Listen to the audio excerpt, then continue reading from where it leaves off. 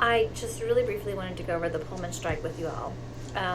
The main takeaway for the Pullman strike is that, similar to the railroad strike of 1877, here we're now like 20 years later, and we're going to have the same sort of conclusion to this strike, which again just kind of shows what these workers are up against.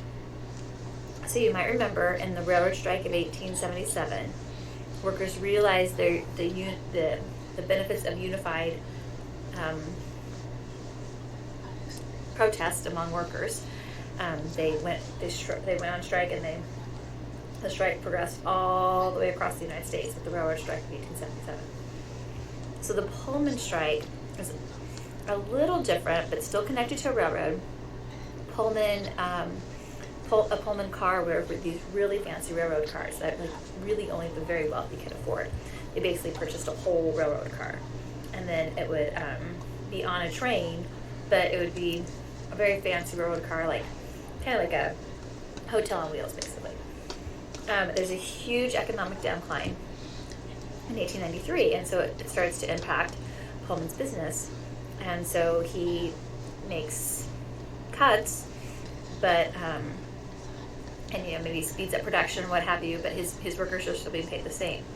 And Pullman's workers, if you work in a Pullman factory, you have to live in a Pullman town and shop at a Pullman shop.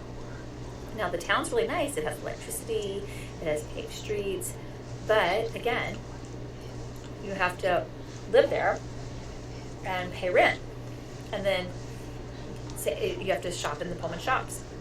And so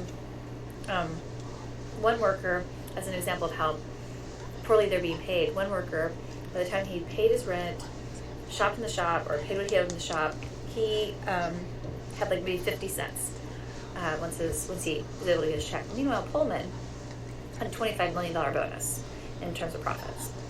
So again, the rich are doing really, really well, and people that work for them are just making pennies.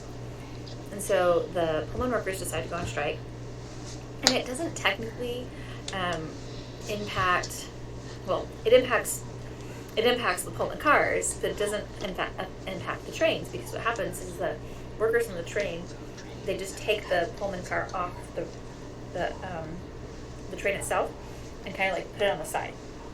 So the people that are in the Pullman car can't go anywhere, they're stuck.